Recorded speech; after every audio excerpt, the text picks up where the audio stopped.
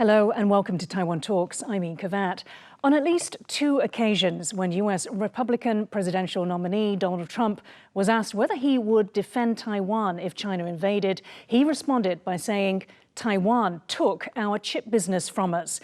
In the latest interview in Bloomberg's Businessweek in August, he said, Taiwan should pay us for defense, adding that Taiwan doesn't give us anything. So, with the U.S. presidential election just over 2 months away, is there any truth to these allegations about Taiwan? And what could be behind Trump's attitude towards Taiwan? Does it date back to a 2017 deal touted between Trump and Taiwan high-tech giant Foxconn to bring a $10 billion manufacturing boom to the U.S. state of Wisconsin? With us to discuss this are Tim Culpan, technology columnist and author, and Alexander Huang, Council on Strategic Wargaming Studies Chair and Kuomintang International Affairs Director. A very warm welcome to the show, both of you today. In the global chip industry, valued at $500 to $600 billion annually, Taiwan is just a part, focused primarily on manufacturing wafers. According to a Boston Consulting Group report, the U.S. accounts for 38% of the global added value in the semiconductor ecosystem. This surpasses Taiwan's 12%, which is a similar share to that of the EU, Japan, and South Korea. The U.S. is mainly involved in design and core technologies, while Taiwan's contribution lies in manufacturing. Tim, let me come to you first. So with that Bloomberg Businessweek interview, if it was you interviewing Trump, what would you have said to him?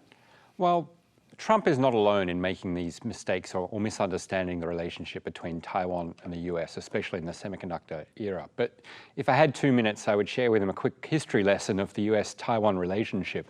It even starts as far back as 1950. His predecessor, Harry S. Truman, was really not a fan of the Kuomintang and the nationalists at the time, but he changed his mind. He had an about face and kicked off 15 years of incredible amount of investment from the United States government into Taiwan and the nationalist government that really helped build the industry. Then I'd take Mr. Trump forward to 1970s when the Taiwanese government, ITRI, actually licensed, they spent money and gave it to the Radio Corp of America, RCA, and sent engineers to the US to learn the chip industry. They didn't steal anything, they licensed it. And the Americans got money to license this technology and teach the Taiwanese how to make chips. I'd skip forward another 10 years to the mid-80s when an American citizen, Morris Chang, came to Taiwan and brought with him the knowledge and helped build a semiconductor industry here. And over the next 20 years, enabled what is a very robust, very profitable chip industry in the United States. And so would you say that, the part of the supply chain that Taiwan occupies, which is contract manufacturing, was the US actually interested in this part of it? They were in that business through an integrated model. Right now, there's very few companies in the US left that do both the design and the manufacturing. Intel is the most famous, and it's struggling right now. There are other companies like Texas Instruments, which Morris Chang worked for back in the 70s and 80s. But right now, it is very much a divided industry. Taiwan brings a lot to the table. TSMC, of course, is the most famous. There are other companies like UMC that also do contract manufacturing.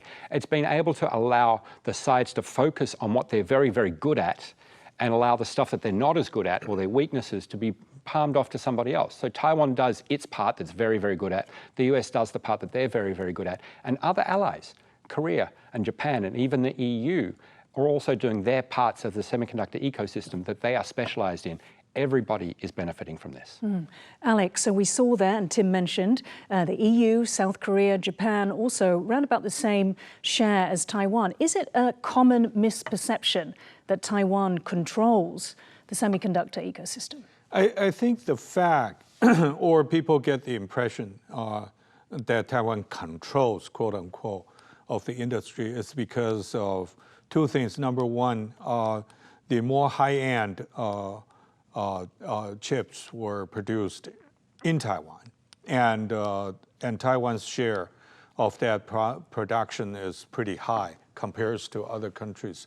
The other is that whether the United States in general wanted to have both design and manufacturing in terms of national security or nationalism or economic nationalism, that given the United States more kind of feeling that they can do by their own without or lessen the the rely on the overseas markets or overseas manufacturing to enhance the American sense of security. So you're talking about bringing it back to localization of the supply chain. Tim, so what do you think is the link between chips and defense? You took our chip industry, therefore we don't need to defend you. Seems to be the message. I think that he's kind of jamming together two separate issues. There isn't actually a link. I think that this myth of the Silicon Shield has been pervasive for more than 20 years, and I think it is a myth. I think that, for example, if China was to invade Taiwan and get full access to TSMC's fabs, they wouldn't know what to do with them. It is not just about having access to fabs and equipment. You've got to know how to use them. And the other thing is, if all those fabs suddenly upped and left to the United States, which is unfeasible, then the US still wouldn't have supply chain security. Because the minute a chip is made at a factory, it has to go off and get packaged. It has to be carved up into smaller chips and put onto a PCB and put into an electronics device. And all of that happens in Asia. So it's just one part of the puzzle. Alex, let's turn to Taiwan politics. Ma Wen-jun, chair of the Legislative Defense Committee, also representing the KMT, says the US is colonizing Taiwan, pushing it to spend more on arms that aren't delivered. What does Ma mean by those comments? I think she was trying to explain, and to my understanding, colony or colonize Taiwan is not the true meaning that she wanted to express. What did she I want think to she was referring to whether the United States is treating Taiwan as a proxy or playing a Taiwan card against China. Arms sales backlog is an issue for sure. It's $19.1 billion US in February 2024, and right now some people said it's 19.8 billion now. So Taiwan continued to pay for the system that we purchased from the United States, but not delivered yet. I think lawmakers can sometimes use a stronger term or language to express their view, and in a way to exert some kind of pressure to the United States government. So I would not, try to defend her, but it is an issue that Taiwan concerns a lot. But I'm curious how calling Taiwan a US proxy is putting pressure on the US to deliver arms.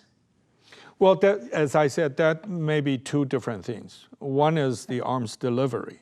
That's one thing. It's very straight with the numbers that if you get it, you get it. If you don't, you don't.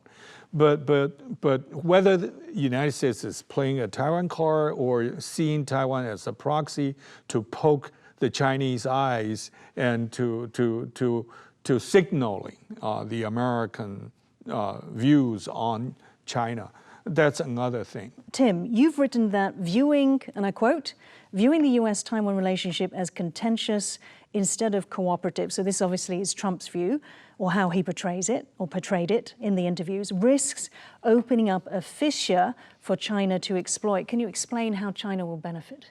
Well, the very fact that Donald Trump, former president, prospective future president, is even raising that issue is already a win for China.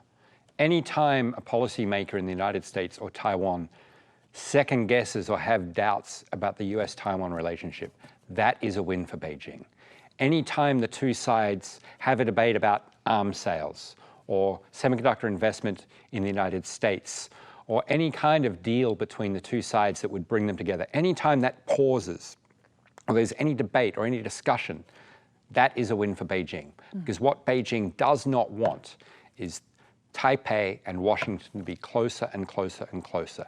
Doesn't want the Taiwanese people and the American people to be closer and closer and closer, because that is definitely bad for China and its own expansionist plans for the region. It seeks to drive a wedge between Taiwan and the US. Alex, let's talk about Eric Chu's comments. He's reported as saying that Trump's comments mean that, that it's a mistake to rely on the US, and instead Taiwan must be pursuing dialogue with China. dialogue is something that Lai Ching-te, the Taiwan president, of course, we know, is open to that, but there is a precondition for that dialogue. So, what I wanted to ask you was, does the KMT believe that dialogue with China means that it doesn't attack Taiwan? I think I'll give you several points. Number one, it has been a constant position that Chairman Eric Chu had repetitively stated so many times, because I need to go with him and meet with foreign visitors almost every day. And he had always said that our policy vis-a-vis China is two-pronged, defense and dialogue. So while enhancing our deterrence capability, we should not close the communication line. Communication line can reduce threat and can manage crises. So we believe that dialogue is a part of a deterrence in our view. And for Eric Chu's comments on communication with the other side, I would say that it's pretty much a similar idea with Jake Sullivan, because communication and conversation or dialogue, as Sullivan said, that he has no illusion that communication or dialogue will change the Chinese policy. But there isn't a precondition put on Jake Sullivan to say that the US is part of China, is there? I just want to bring Tim in. Yeah, Even okay. Putin doesn't put that precondition on Zelensky. Well, I think that the position of Eric Chu is wise, that there needs to be dialogue. And I don't think it needs to be instead of. There can be a relationship between US and Taiwan on many levels, and dialogue. It is unhelpful for Beijing to put that precondition. It's basically saying we're pretending that we want dialogue, but we don't really. And we're going to have dialogue on our terms.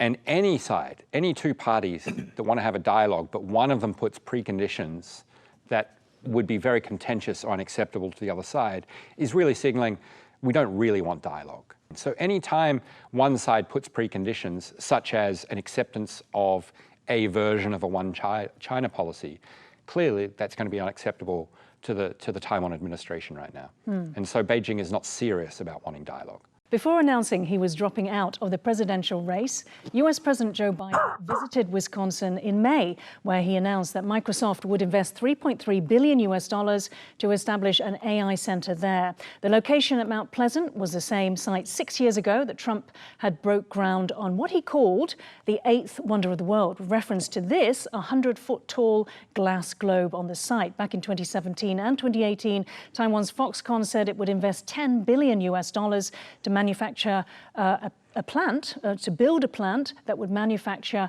the flat screens used in TVs and other electronics, creating 13,000 jobs there. Biden called the Trump project, which never materialized, a con, playing on Foxconn's name. It has since been used in an attack ad played at the Democratic National Convention before former President Bill Clinton's speech. Take a look. Donald Trump talked a big game about bringing jobs back to America, but it was all talk, like Foxconn. This is the eighth wonder of the world. Foxconn, by most estimates, has not even come close to meeting expectations. This whole project was a scam. He is not looking out for the residents. He's looking out for himself. Tim, if I could come to you. So what happened to that Foxconn project? Nothing happened because it was never going to happen. The reality is a manufacturing project like this can have a large amount of capital investment, a large amount of employment, or be financially viable. You get to choose 2 out of 3. They wanted $10 billion, which is a lot of money. That's more money than Foxconn had invested in capital investment for the previous 5 years. So there was 5 years of capital investment in one project in the United States. And remember, they've got most of their factories in China, but elsewhere around the world. And then they're talking about 13,000 employees. That's not a lot for Foxconn, but it's very large for a US manufacturing site. But then they thought it could be somehow financially viable. It was never going to be viable. It was never going to happen. But Donald Trump, being a salesman, wanted to sell something to the American people. Terry Gore, being both a salesman and a manufacturer, was willing to tell Donald Trump whatever he wanted to hear to get some of the incentives. So everybody was kind of lying to each other or fooling each other and believing that what they wanted to believe, but it was never going to go through. And I think what Foxconn was thinking is, we'll sign on the dotted line for this kind of project that you want to be able to sell to the American people, but we'll redo the deal later. And that is very much Foxconn's modus operandus. There's always a mismatch between what political leaders think they're getting and what Terry Gore thinks he's delivering. And this was writ large in the US, and the Americans are not used to this style of deal making, where what is announced is not what's actually built. And the media and the taxpayers and the voters and the local politicians have held them to account for it. And it's not turned out well for either side. Alex, my next question leads into that. So how much damage do you think this project has done to Trump, especially, his prospects in November?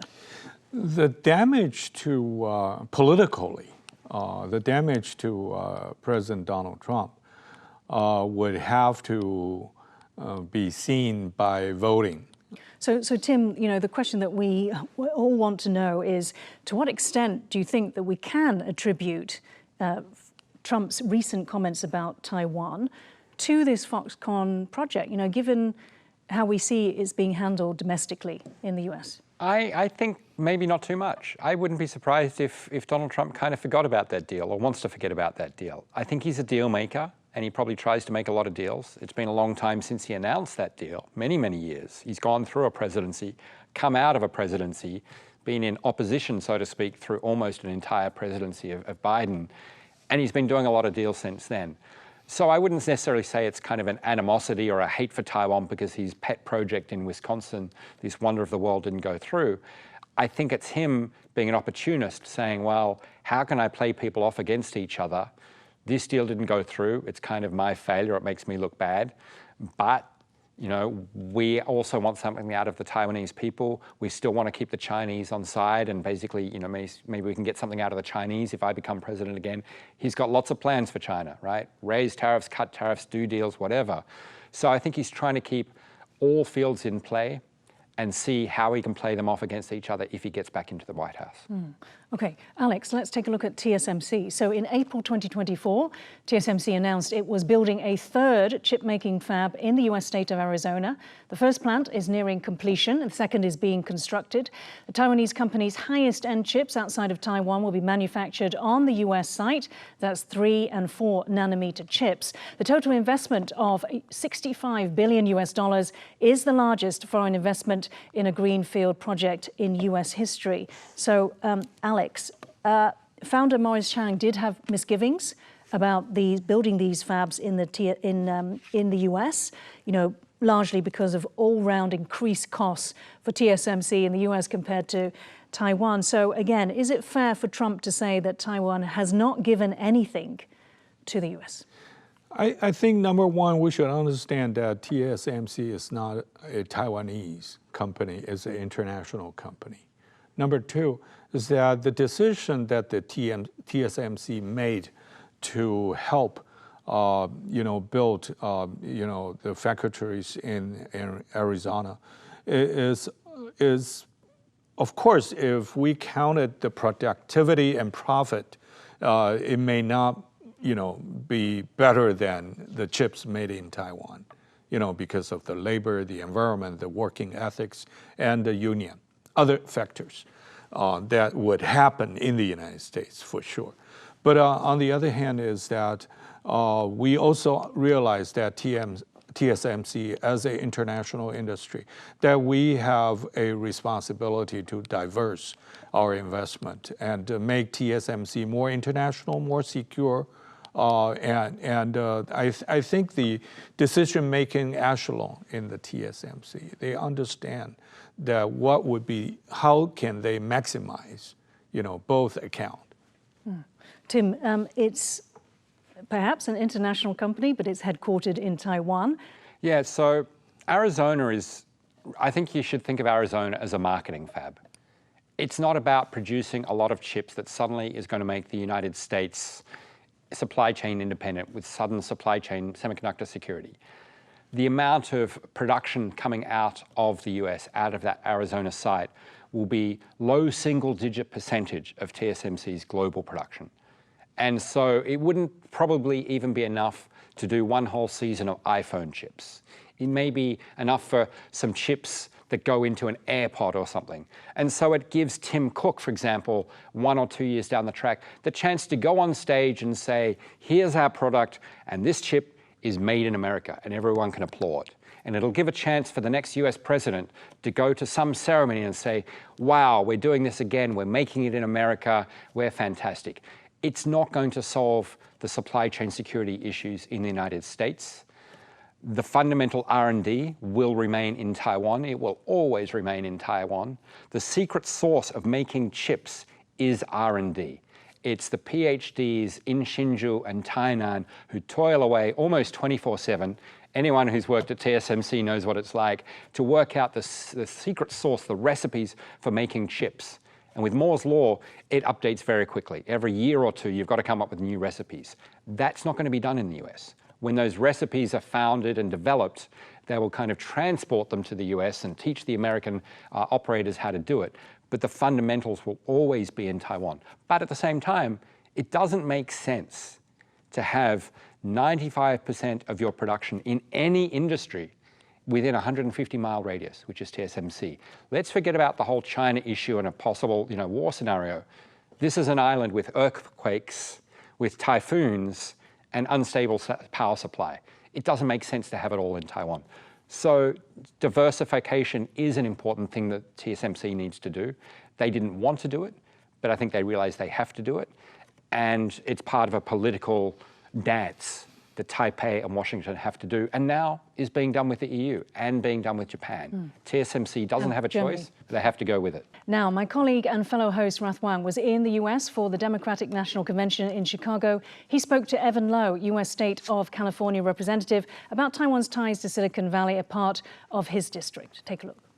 Well, I think it's important that we understand not just within the United States, but then within states and the globe, what are the type of policies that we wish to establish to incentivize in the United States and in the state of California, and understanding that these are global markets and also the impact of Silicon Valley. Silicon Valley can only continue to thrive with that of our partners in Taiwan.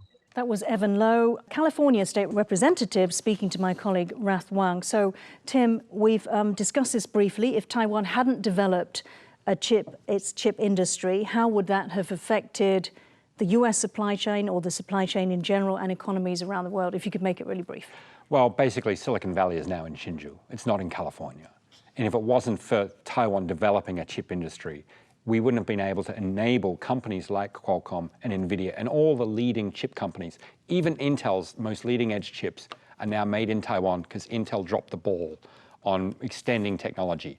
So in many ways, Taiwan has helped save the US chip industry by doing the stuff that Taiwan does much better than the Americans can do.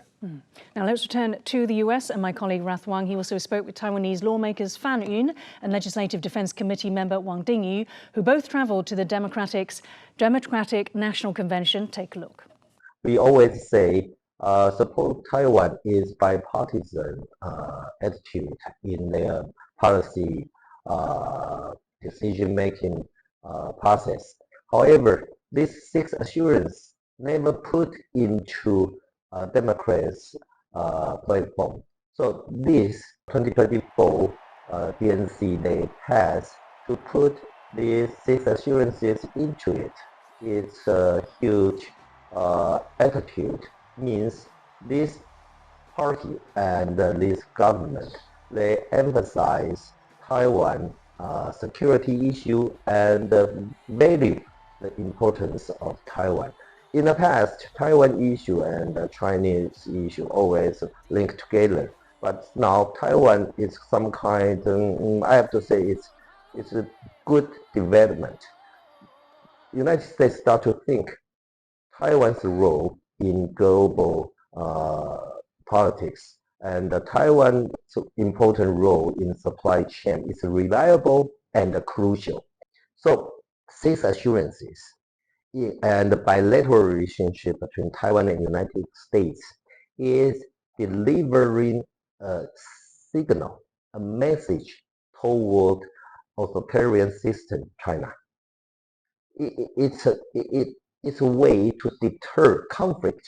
We have to learn something from Ukrainian war. In Ukraine, before the war 2022, Putin think he can conquer Ukraine within 72 hours. That kind of overconfidence, that kind of misjudgment is the potential risk to the modern world. I think the friendship, between Taiwan and U.S. is really rock solid, as many people have already said that. Senators or the elected politicians we met here, they always told us that, the support in Congress, has been very, very strong. I remember one politician even said that, we have so many friends in Congress, but the China or CCP has no friend there. But of course, Taiwan, how does Taiwan strengthen our own self-defense capability is crucial, So before we seek for external support, we have to, strengthen our self-defense capability. That was Taiwanese lawmakers Fan Yun and Wang Dingyu speaking to Huang earlier. We're going to end it there. Thank you so much, Tim, Culpan and Alex Huang for joining Taiwan Talks today. If you liked our show, please search for us on YouTube. Give us a thumbs up and hit subscribe to our channel. Thank you for watching the show today. Stay safe and see you next time.